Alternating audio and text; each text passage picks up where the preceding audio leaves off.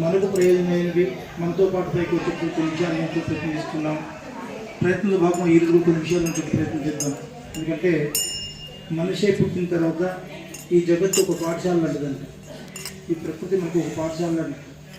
ఈ పాఠశాలలో పుడతాము, ఇక్కడే ఎన్నో పాఠాలు నేర్చుకుంటాము. నేర్చుకున్న పాఠాలను ఇక్కడే మర్చిపోతాము.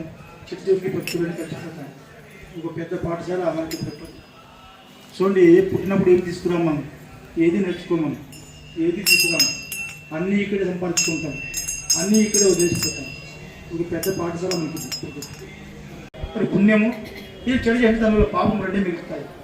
మళ్ళీ పుణ్యం చేసింటే మళ్ళీ సుఖాన్ని అనుభవించే పుడతావు, పాపాలు చేసింటే దుఃఖాన్ని అనుభవించే పుడతావు. ఇంతే, వేరేం లేదు. కాబట్టి ఎందుకు చేయాలి పాపాలు? పాపాలు చేసినా పుణ్యం చేసినా మళ్ళీ రావాలి కదా ఇక్కడికి. మన ఏది పొందాలో అని చెప్పేసి మనకి ధర్మం నిర్దేశం చేస్తూ ఉందో దాన్ని పొందేసి పోతుంది కదా హాయిగా. ప్రయత్నం ఉంటే చేయొచ్చు కదా హాయిగా. ఒక ప్రయత్నం ఉంటే చేసి తప్పేముంది కదా. ఈరోజు అన్ని అవయవాలు సరిగా ఉన్నవాడు ఏ ప్రయత్నం చేయలేకపోతున్నాడు, కానీ అవయవాలు కోల్పోయిన వాడు ప్రయత్నం చేస్తున్నాడు. ఈరోజు మొన్నే చెప్పుకున్నాము, చేతులు లేని ఆయన కాళ్ళతో ఫ్లైట్ నడిపే ఇది పొందింది. అంటే అవయవాలు కోల్పోయిన వాళ్ళు కూడాను చిన్న ప్రయత్నం చేస్తున్నది. ఏమి, నేను ఈ విధంగా ఉండకూడదు, అందరి మాదిరి ఉండాలి, నాకేం తక్కువ అని చెప్పేసి ఆయన ప్రయత్నం చేస్తే మనం ఎందుకు చేతి ముచ్చుకోకపోవడం? ఏదో ప్రయత్నం చేయొచ్చు కదా. నిరంతరం హరినామస్మరణ చేసుకుంటూ తప్పేముంది, నిరంతరం శివనామస్మరణ చేసుకుంటూ తప్పేముంది కదా. ఎదుర్కోయేటువంటి వాళ్ళు భీష్ముడు, కృపాచార్యుడు ఇట్లాంటి వాళ్ళని ఎదుర్కోవాలి. రేపు రోజున వీళ్ళందరినీ ఎదుర్కోవాలి అంటే, దుర్యోధనుడు, వీళ్ళందరినీ ఎదుర్కోవాలంటే అత్యుత్తమైనటువంటి అస్త్రాలు కావాలి, లేకపోతే చాలా కష్టం. వాళ్ళు అత్యుత్తమైనటువంటి అస్త్ర విద్యను ఉండేటువంటి వాళ్ళు ద్రోణుడు ఈయనకి గురువే. మళ్ళీ మరి గురువుతో కూడా పోటీ పడరు రేపు. కాబట్టి అర్జునుడు మరి అనేక తపస్సులను చేసి భగవంతుడిని మెప్పించినాడు, అంటే పరమేశ్వరుని మెప్పించినాడు. ఇప్పుడు మనం కూడా అంతే, అనేకమైనటువంటి ఆరాధనలు చేసి భగవంతుని మెప్పించాలి. భగవంతుని మనం ఎప్పుడైతే మెప్పించలేదో భగవంతుడేం మనకేం వరాలు ఇవ్వడు. భగవంతుని మెప్పించాలంటే ఏం చెప్పాలా? సార్ ఇప్పుడే చెప్పినారు. భగవంతుని మెప్పించాలంటే మనము ధర్మంగా ఉండాలా, సత్యాన్ని తెలుసుకోవాలా. భగవంతుని మెప్పించాలంటే పూజలు పునస్కారాలతో కూడా భగవంతుని మెప్పించవచ్చు. కానీ పూజలు పునస్కారాలు చేసేటువంటి వాళ్ళు ధర్మంగా ఉండి చేస్తే ఇంకా గొప్ప ఫలితం ఇస్తుంది. పూజలు ఏం చేసినప్పటికీ కూడా అందులో ఉండేటువంటి అంతరార్థాలను తెలుసుకుని చేస్తే ఇంకా గొప్ప ఫలితాన్ని ఇస్తుంది. అభిషేకాలు కానీ దీపారాధన నుంచి మనము షోడచోపచారాలన్నీ కూడా దాని వెనుక అద్భుతమైనటువంటి శాస్త్రీయమైనటువంటి ఆధ్యాత్మికమైనటువంటి రహస్యాలు ఉన్నాయి. మనం తద్దుగా చేస్తున్నామే తప్ప అందులో చాలా ఆధ్యాత్మికమైనటువంటి రహస్యాలు ఉన్నాయి. మనం దీపం ఎందుకు వెలిగిస్తాము, గంట ఎందుకు కొడతాము, శటకోపం ఎందుకు పెడతాము, ఇవన్నిట్లో కూడా చాలా శాస్త్రీయమైనటువంటివి కూడా ఉన్నాయి. అవన్నీ బయటకు వచ్చినాయి కాబట్టి హిందూయిజం అనేటువంటిది 1000 ఏళ్ళు తొక్కేసినా కూడా పైకి లేచింది. 1000 ఏళ్ళు తొక్కేసినారు ఈ సంస్కృతి వద్దు అని చెప్పేసి. 200 సంవత్సరాలు బ్రిటిష్ వాళ్ళు తొక్కేసినారు, అయినా ఇడ్చలేదు. అది బ్రిటిష్ వాళ్ళే సరెండర్ అయిపోయినారు ఈ హిందూ సంస్కృతి. ఇది మన మతం కాదు, ఇది ఒక జీవన విధానం అంతే. మనిషి జీవించాలంటే ఇదే విధానంలో జీవించాలా, లేక వేరే జీవితము నీకు ఎప్పుడు సంతృప్తినివ్వదు. ఇదే విధానంలోనే జీవించాలి. ఇప్పుడు ఫారినర్స్ కాశీలో పెళ్లి చేసుకుంటున్నారు వచ్చి, మాకు ఇదే మేలు, మా ఫారిన్ కల్చర్ వద్దు అంటా ఉన్నారు. మనమేం చేస్తున్నాము, ఫారిన్కి పోయి పెళ్లి చేసుకుంటున్నాం. లాస్ట్కి ఫారిన్ వాళ్ళు పెళ్లి చేసుకుంటున్నాం. లాస్ట్కి వాళ్ళు కుయ్యో మర్రో మాకు ఈ జీవన విధానం వద్దయ్యా, మాకు అది బోర్ కొడుతుంది ఆ జీవన విధానము, దాంట్లో రిలేషను ఎమోషను ఏమో అర్థమే కాదు, ఇట్లా అయిపోతుంది అని వాళ్ళంటే ఈరోజు మనం ఫారిన్ పోయి పెళ్లి చేసుకోవాలి. ఫారినర్స్ మన దేశంలోకి వచ్చి సాంప్రదాయంగా వివాహం చేసుకుంటున్నారు. మరి వాళ్ళు గొప్పన, వాళ్ళు మన సంస్కృతిని ఆచరిస్తున్నారు, ఇష్టపడుతున్నారు. కాబట్టి వాటి వెనుక ఓ సైంటిఫిక్ కోణాలు ఉన్నాయన్నమాట. అవన్నీ కూడా అదొక జీవన విధానం. ఆ జీవన విధానాన్ని తెలియక ఏదేదో దానిలోకి పోతున్నారు. ఈరోజు దాంట్లో సంతృప్తి లేకుండా, ఆనందం లేకుండా పిచ్చివాళ్ళు అయిపోతున్నారు లాస్ట్కి. ఆ విధంగా ఉంది. మనమందరూ హిందూ సంస్కృతిలో పుట్టినందుకు భగవంతునికి మరీ కృతజ్ఞతలు తెలియజేసుకోవాలి. అనేకమైనటువంటి సాంప్రదాయాలు ఉన్నాయి. ఇవన్నిటి వెనుక శాస్త్రీయమైనటువంటి కోణం ఉంది, శాస్త్రీయంగా ఆధ్యాత్మికమైనటువంటి కోణం ఉంది. కాబట్టి అర్జునుడు ఆ తపస్సుల ద్వారా మెప్పించినాడు కాబట్టి ఆయన క్వాలిఫై అయినాడు, యోగ్యత సంపాదించుకున్నాడు. ఆ యోగ్యత వల్లనే ఈరోజు అన్ని అస్త్రాలను పొందగలిగినాడు. ఆయన అన్ని అస్త్రాలని పొందగలిగినాడు. కాబట్టి మనం యోగ్యతను సాధించాలా. భగవంతునితో యోగ్యతను సాధిస్తే మనకు కావాల్సింది కూడా భగవంతుడు ఇస్తాడు. మన జీవితానికి సంబంధించినటువంటిది ఏదైతే కావాలో దాన్నంతా కూడా ఇస్తాడు. ఈ విధంగా అర్జునుడు మాతలితో స్వర్గలోకానికి ప్రయాణం అవుతాడు. వైశంపాయనుడు అన్నాడు, రాజేంద్ర, లోకపాలకులు వెళ్ళిన తర్వాత శత్రు సంహర్కుడైనటువంటి అర్జునుడు ఇంద్రుని రథాన్ని గురించి ఆలోచిస్తూ ఉన్నాడు. బుద్ధివంతుడైన అర్జునుడు ఇలా ఆలోచిస్తుండగానే మాతలితో పాటుగా మహా తేజస్సు గల ఒక రథము అక్కడకు వచ్చింది. మాతలి అంటే రథసారథితో సహా ఒకటి రథం అక్కడికి వచ్చింది. ఆ రథము ఆకాశంలోని చీకట్లను తొలగిస్తూ మేఘాలను చీల్చుకుంటూ మహామేఘాల ధ్వని వంటి గంభీర నాదంతో దిక్కులను పూరిస్తూ అక్కడికి వచ్చింది. అక్కడ అద్భుతమైనటువంటి రథము ఒకటి సిద్ధము చేయబడి ఉంది. అక్కడ ఆ రథంలో ఖడ్గాలు, భయంకరమైన శక్తులు, భీకర గదలు, దివ్య ప్రభావం కలిగినటువంటి ప్రాసలు, మిక్కిలి కాంతి గల విద్వత్తులు, అసనులు, చక్రాలతో కూడిన గోళాలు మహామేఘాల వలె గర్జిస్తూ వజ్రాయుధంలో ధ్వనిస్తూ వాయు విస్ఫోటకాన్ని కలిగిస్తున్నాయి. ఎంతో గొప్పగా ఉంది ఆ రథమంతా కూడా. అందులో యుద్ధానికి సంబంధించినటువంటి సామాగ్రి అంతా కూడా అందులో ఉందన్నమాట. అందులో మహాభయంకరాలైనటువంటి జ్వలించే ముఖాలతో పెద్ద పెద్ద సర్పాలు ఉన్నాయి. తెల్లని మేఘాల వంటి యుద్ధంలో విసరడానికి యోగ్యమైనటువంటి రాళ్ళు కూడా ఉన్నాయంట. రాళ్ళు కూడా ఇసిరేది ఉంటుంది అప్పుడు. ఆ రాళ్ళు కూడా అందులో రెడీగా ఉన్నాయంట. సర్పాలు యుద్ధాలు. వాయువు వంటి వేగంగా 10,000 గుర్రాలు చూపలను ఆకర్షిస్తూ దివ్యమైన మాయామయమైన ఆ రథాన్ని మోస్తున్నాయంట. అంటే 10,000 గుర్రాలు ఆ రథాన్ని మోస్తున్నాయంట. 10,000 గుర్రాలు ఆ రథం ఇంకెంత బరువుగా ఉంటుంది లెక్కేసుకోండి. ఆ రథం మీద మహానీళ్ల వేగంతో ప్రకాశిస్తున్న వైజయంతమనే ఇంద్రధ్వజాన్ని అర్జునుడు చూశాడు. అది నల్ల కలువల వలె ఉంది. దాని దండం బంగారుతో అలంకరించబడి ఉంది. ఆ ధ్వజాన్ని చూసినాడు. అది నల్ల కలువల వలె ఉంది. వైజయంతము అనేటువంటి ఇంద్రధ్వజాన్ని అర్జునుడు చూశాడు. మహానుభావుడు కుంతీ కుమారుడైనటువంటి అర్జునుడు రథం మీద ఉన్న సారథిని చూశాడు. అతను స్వచ్ఛమైన బంగారు ఆభరణాలతో విభీషితుడై ఉన్నాడు. అతన్ని చూసి పార్థుడు ఎవరో దేవుడై ఉంటాడని అనుకున్నాడు. అక్కడ ఒక ఆయన ఉన్నాడు, బంగారు ఆభరణాలతో విభూషితుడై ఉన్నాడు. అతన్ని చూసి పార్థుడు ఎవరో దేవుడై ఉంటారు అని అనుకున్నాడు. అర్థం దగ్గర ఉండేటువంటి పాల్గొనుడు అలా భావిస్తుండగానే మాతలి అర్జున్ దగ్గరకు వచ్చి నిల్చుండి వినమ్రుడై అతనితో ఇలా అన్నాడు, ఇంద్రకుమార, దేవేంద్రుడు నిన్ను చూడాలనుకుంటున్నాడు. ఇంద్రునికి ఇష్టమైన ఈ రథాన్ని అధిరోహించు. ఇంద్రుడు చాలా నిన్ను అర్జెంటుగా చూడాలనుకుంటున్నాడు. వాడు ఇంద్రుడికి ఇష్టమైనటువంటి ఈ రథాన్ని నువ్వు అధిరోహించవయ్యా అని చెప్పి మాతలి అనేటువంటి రథసారథి చెప్పినాడు. నీ తండ్రి దేవశ్రేష్ఠుడు శత్రుకతువు అయినటువంటి ఇంద్రుడు నాతో కుంతీ కుమారుడైన అర్జున్ని ఇక్కడకు తీసుకునిరా అని చెప్పాడు. దేవతా ఋషి గణాల గంధర్వ అప్సరస్సులతో కూడిన ఇంద్రుడు నిన్ను చూడగోరి ఎదురు చూస్తున్నాడు. ఆయన సామ్రాజ్యం అంతా కూడా అప్సరలతో నిండి ఉంది. తర్వాత ఆయన ఋషి గణాలతో గంధర్వ గణాలతో అక్కడ ఉన్నాడు. మరి నిన్ను చూడాలనుకుంటున్నాడు, నువ్వు రావాలి అని చెప్పినాడు. ఇంద్రుడి ఆజ్ఞ ప్రకారం ఈ భూలోకం నుంచి దేవలోకంకి రా, నాతో పాటు ఈ రథం ఎక్కు, దివ్యాస్త్రాలను పొంది తిరిగి రాగలవు. మళ్ళీ నువ్వు దివ్యాస్త్రాలను పొందగలుగుతావు, మళ్ళీ రాగలుగుతావు. నువ్వు ఖచ్చితంగా ఇంద్రలోకానికి రావాలని చెప్పి పిలిచినాడు. మాతలి, నువ్వు త్వరగా వెళ్ళు, శ్రేష్టమైన రథాన్ని మాతలి అర్జునుడు ఇలా అన్నాడు, నువ్వు త్వరగా వెళ్ళు, శ్రేష్టమైన రథాన్ని ఎక్కు. రాజసూయ అశ్వమేధ యాగాలు 100 కొద్దీ చేసిన ఇటువంటి రథం లభించదు. భగవంతుడే వాళ్ళకి రథాన్ని పంపించినాడు. ఆ దేవతలే ఆయనకి రథాన్ని పంపించినారు. భూరి దక్షిణలతో యజ్ఞాలు చేసి గొప్ప వాళ్ళైన రాజులు కానీ, దేవతలు కానీ, దానవులు కానీ శ్రేష్టమైన రథాన్ని ఎక్కలేరు.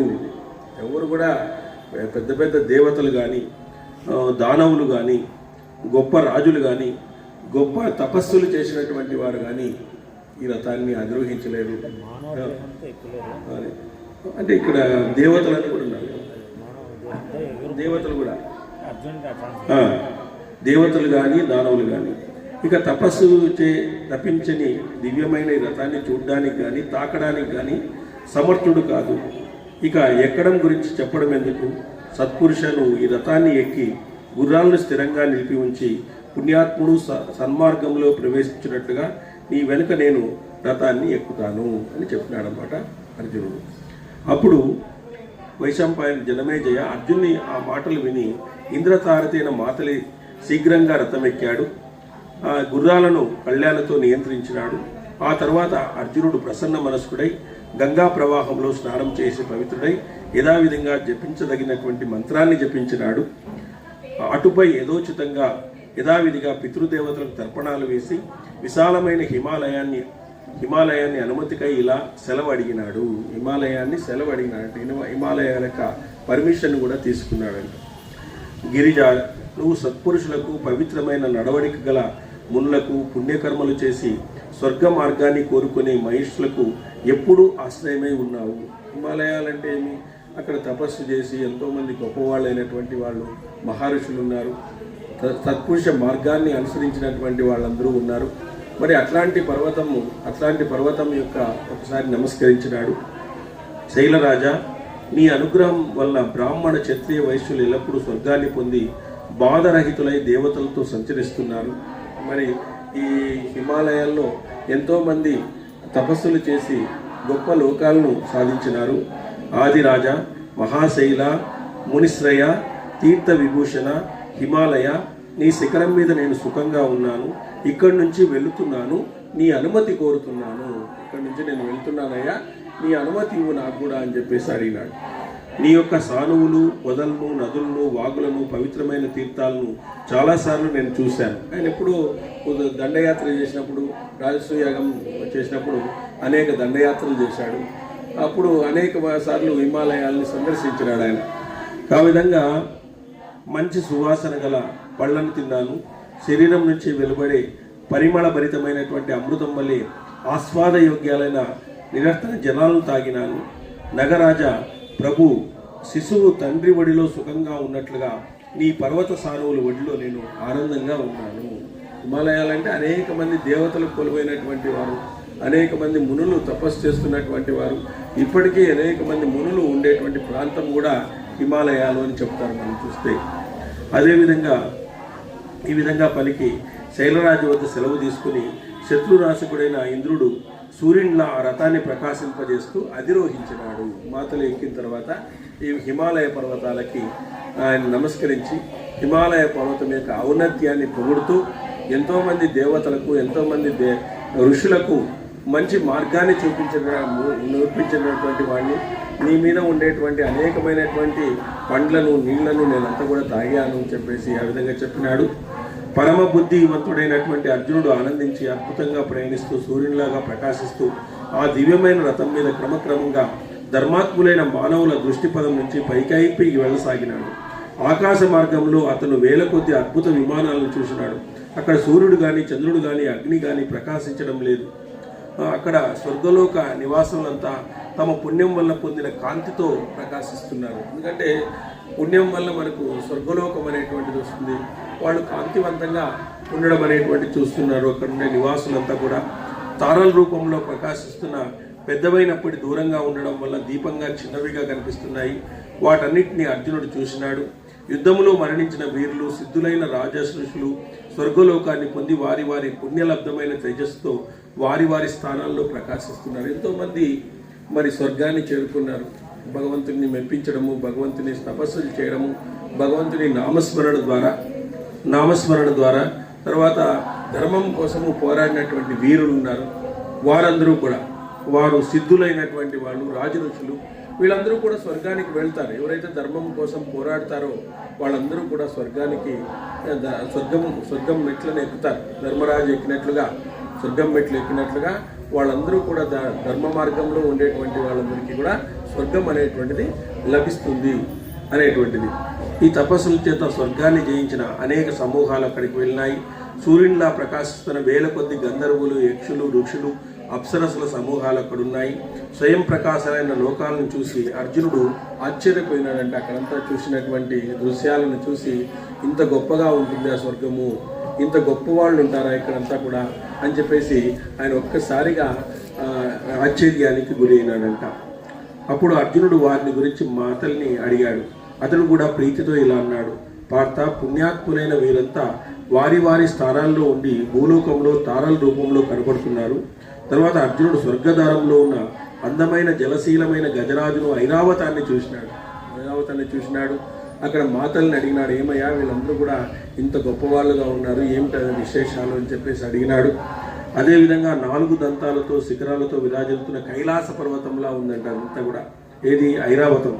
కురు పాండవ శ్రేష్ఠులైన అర్జునులు సిద్ధుల మార్గాల ద్వారా వచ్చి పూర్వం పార్థివోత్తములైనటువంటి మాతలి వలె ప్రకాశించాడు. అటుపై అర్జునుడు పుణ్యాత్ములైన రాజులున్న లోకాలలో తిరిగినాడు. అక్కడ అనేక మంది రాజులు పుణ్యాత్ములంతా కూడా అక్కడ సంచరిస్తున్నారు, ఆ స్వర్గంలో ఉన్నారు.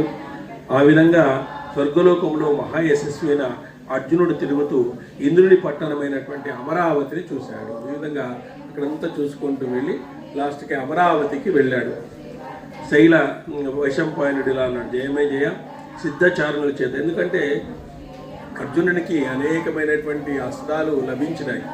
అంటే చూడండి, అర్జునునికి మనము బుద్ధితో మనసుతో చేసే ప్రయత్నాలు, మనం బుద్ధి మనసును ఉపయోగించి మనం ఆత్మతో ఏమైనా చేసేకపోతే మనకి ఏమి దొరకవు. ఈ బుద్ధి మనసు అనేటువంటిది ఆత్మకు లొంగిపోవాల్సిందే.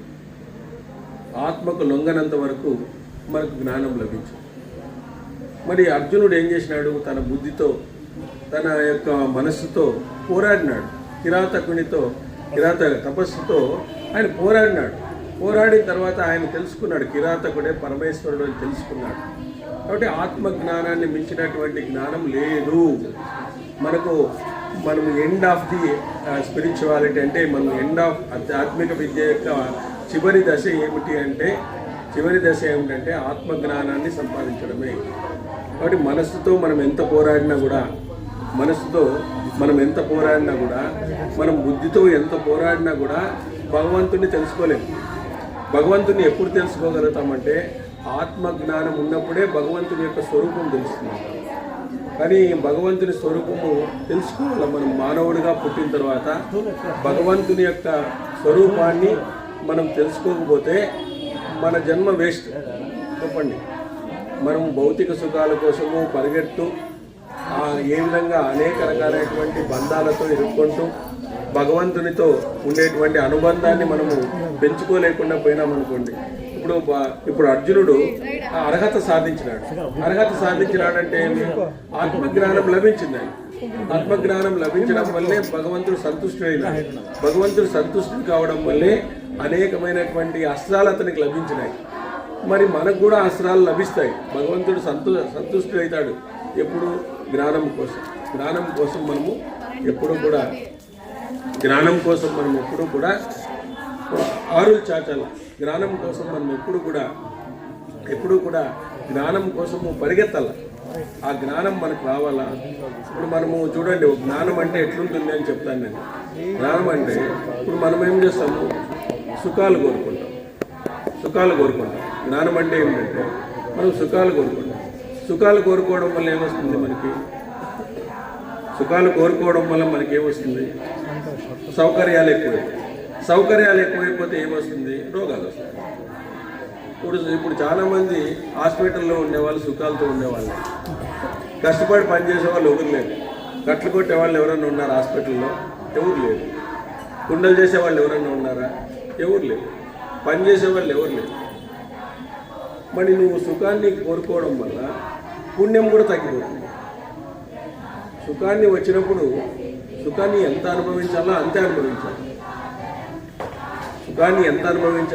నువ్వు అనుభవించాలి. అది జ్ఞానం అంటారు. సుఖం వచ్చిందని చెప్పేసి విర్రవీయకూడదు. సుఖం వచ్చిందని చెప్పేసి అహంకారంగా ఉండకూడదు. అహంకారంగా ఉండడము, కోరికలు విపరీతంగా పెరగడము, ఆ కోరికల నుంచి నీకు సౌకర్యాలు పెరగడము, సౌకర్యాల ద్వారా రోగాలు రావడం జరుగుతుంది. ఈరోజు ఐసీయూలో ఉండే వాళ్ళు ఒకసారి చూడండి, వాళ్ళు ధనవంతుల పేదవాళ్ళ, అందరూ ధనవంతులే. కాబట్టి మనము ఈ సుఖ దుఃఖాలకు అతీతంగా జీవించాలి. ఈ సుఖం వచ్చిందనుకో దాన్ని మామూలుగానే స్వీకరించాలి, దుఃఖం వచ్చిందనుకో దాన్ని కూడా మామూలుగానే స్వీకరించాలి. సుఖం వచ్చినప్పుడు ఒక రకము, దుఃఖం వచ్చినప్పుడు ఒక రకంగా మనం జీవించినామనుకోండి చాలా కష్టం. కాబట్టి సుఖ దుఃఖాలకు రెండు అతీతంగా జీవించాలా. అప్పుడు భగవంతుడు లాభాలు కానీ, లాభ నష్టాలు కానీ, జయాపజయాలు కానీ ఇవన్నిటిలో కూడా విచలితుడు కాకూడదు. ఎప్పుడూ విచలితుడు కాకూడదు. రోజు కొత్తదే. జిడ్డుకృష్ణమూర్తి అంటాడు, నీకు వచ్చే ప్రతి క్షణము కొత్తదే అంటాడు. ప్రతి క్షణము కూడా కొత్తదే, పాతది కాదు. ప్రతి క్షణము కూడా కొత్త పాఠాన్ని నేర్పిస్తుంది. కాబట్టి మనం సుఖ దుఃఖాలకు సుఖం ఉన్నప్పుడు విరవేయకూడదు, కష్టం ఉన్నప్పుడు కృంగిపోకూడదు. ఆ రెండింటి మధ్య దైవాన్ని మర్చిపోకూడదు. కాబట్టి భగవంతుడే అవన్నీ ఇచ్చిండేది. సుఖ దుఃఖాలను ఇచ్చేటువంటిది భగవంతుడే.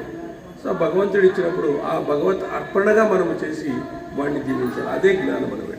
మనం ఏమంటామంటే భగవంతుడు నాకు సుఖం ఇచ్చినాడు కాబట్టి నేను అనుభవించేస్తాను అంటాడు. సరే అనుభవించు, మళ్ళీ రోగాలు ఎవరు అనుభవిస్తారు? నువ్వే అనుభవించాల్సింది. కాబట్టి సుఖ దుఃఖాలకు అతీతంగా జీవించాలా. కాబట్టి మనం మనసుతో చేసేటువంటిది కానీ, మనం బుద్ధితో చేసేటువంటి ప్రయత్నాలు కానీ భగవంతుని ఎప్పుడు కూడా మెప్పించవు. భగవంతుడు ఆత్మతో కలిసి ఉంటాడు కాబట్టి, ఆత్మతో రమిస్తూ ఉంటాడు కాబట్టి భగవంతుడితో మనం ప్రయత్నం చేయాలి. కాబట్టి భగవంతుడిని మనం చేసుకోవాలన్నమాట. ఇంకొకటి, ఇక్కడ జనమేజయ సిద్ధచారులచే సేవించబడుతూ అన్ని ఋతువుల్లో వికసించే పూలతో పవిత్ర వృక్షాలతో శోభిల్లుతున్న అందమైన అమరావతి పట్టణాన్ని అతను చూశాడు. అక్కడ పవిత్రమైన పరిమళం కలిగిన సౌవర్ణిక కుసుమాల సౌరభాన్ని తీసుకుని వచ్చే వాయువు యొక్క మేఘాలతో అతడు ఆనందించినాడు.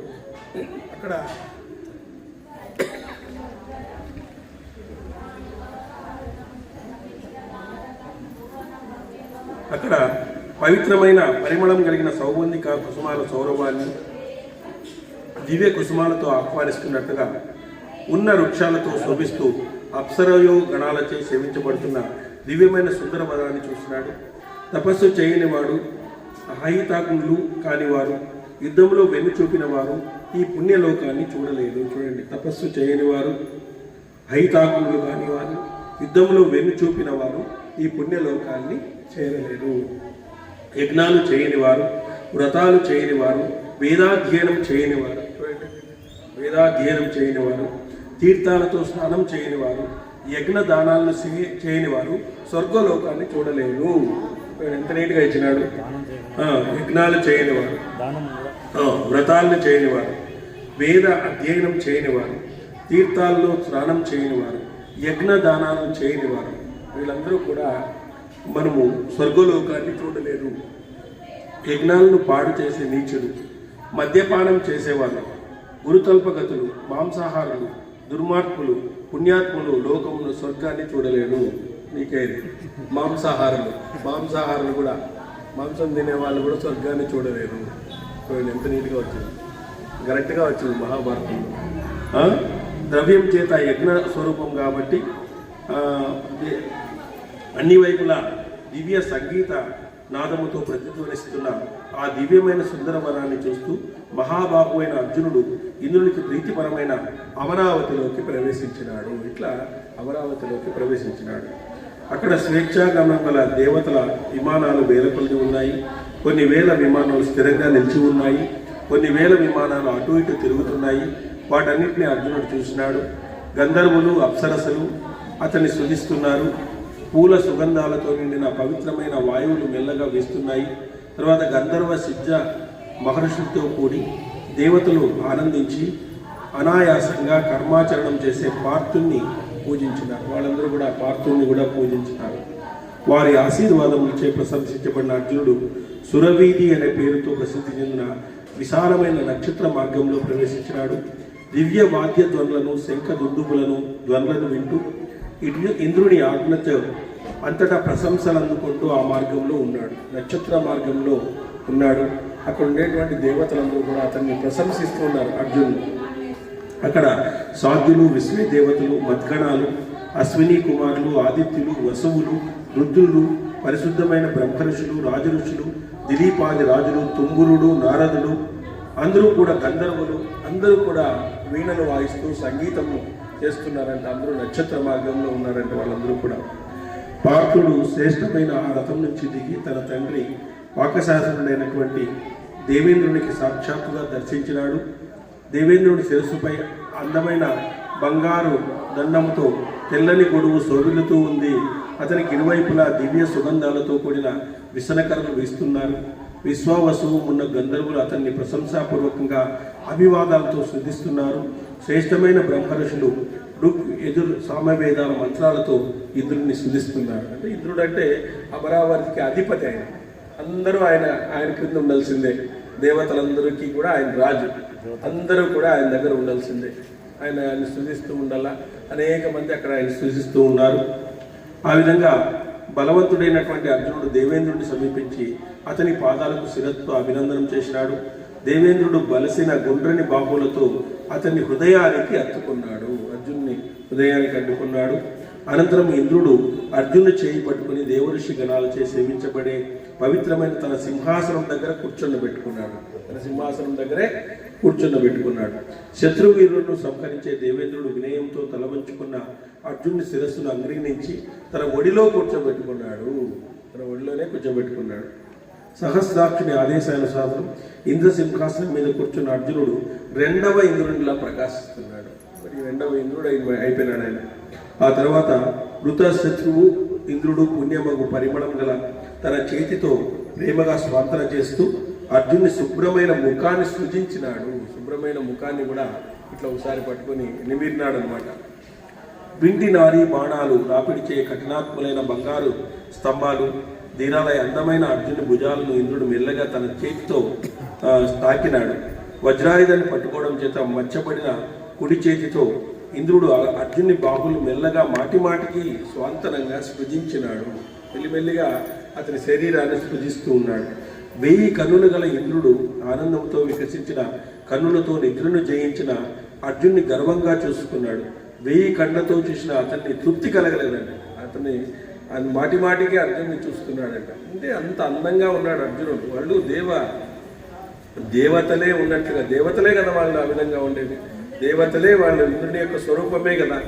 ఆ విధంగా దేవతల నుంచి వచ్చినటువంటి వాళ్ళు కాబట్టి వాళ్ళని చూస్తూ ఉన్నప్పుడు ఆయనకి ఆశ్చర్యం కలుగుతుందంట. ఆ విధంగా చేతితో స్పృజిస్తున్నాడు, నిమురుతున్నాడు, అనేక రకాలుగా చేస్తున్నాడు అనమాట.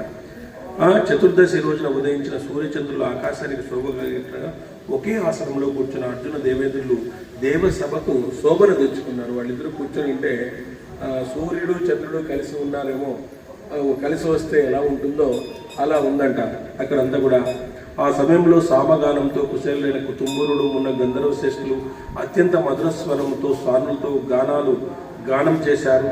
రుచాచి, మేనక, రంభ, పూర్వచిత్తి, స్వయంప్రభ, ఊర్వశి, మిత్రకేశి, దండగౌరి, వరూదిని, గోపాలి, సహజన్య, కుంభయోని, ప్రజాగర, చిత్రసేన, చిత్రలేఖ వీళ్ళందరూ కూడా మధురస్వరం ఉన్న వేలాది అప్సరసు నృత్యం చేస్తున్నారు.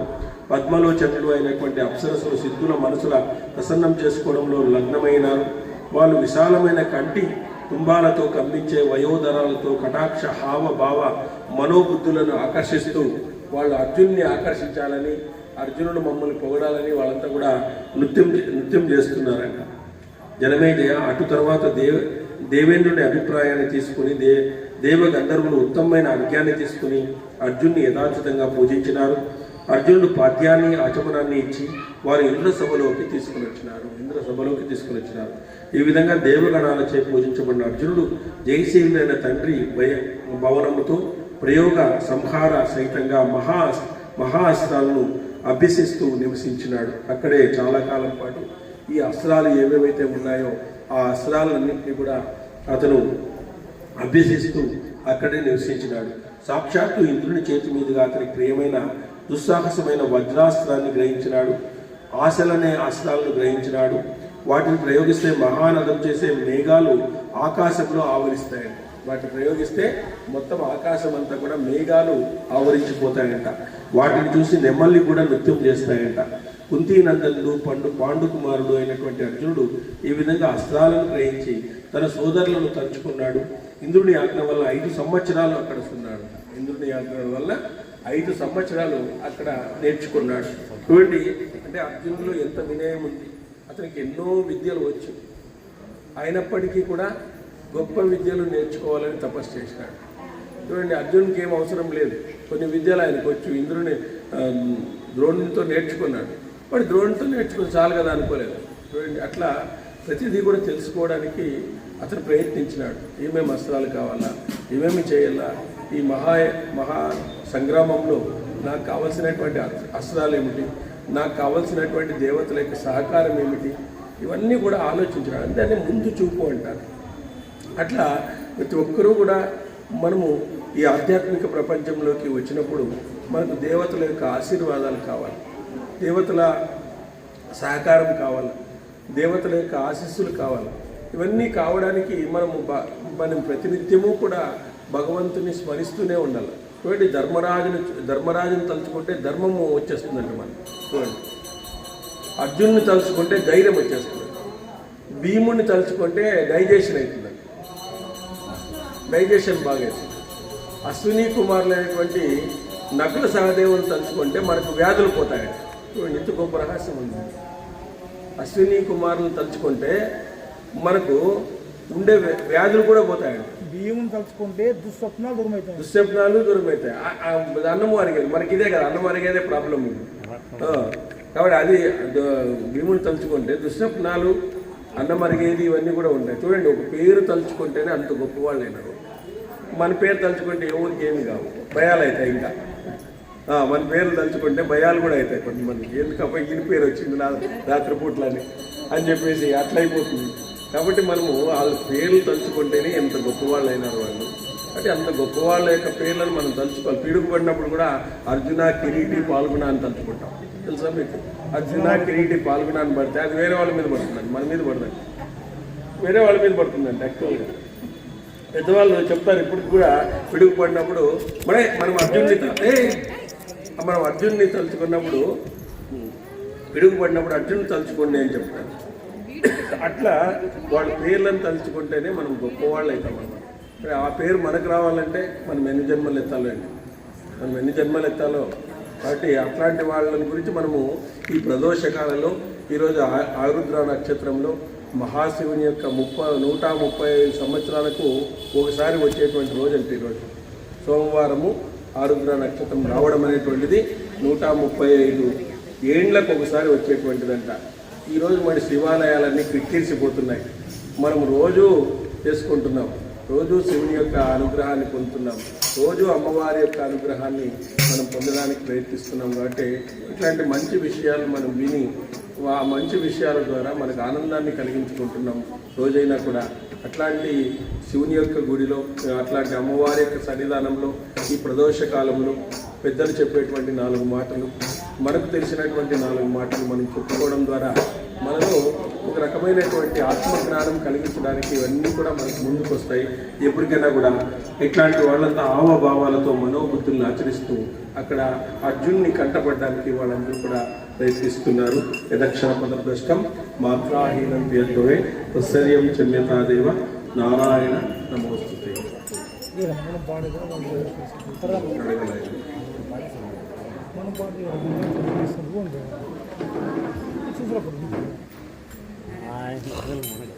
ఏం చెప్తా అయిపోయింది, అయిపోయిందా కాదు. మౌన పాట పాడుతుంది చూడండి అక్కడ మంగళ పాట.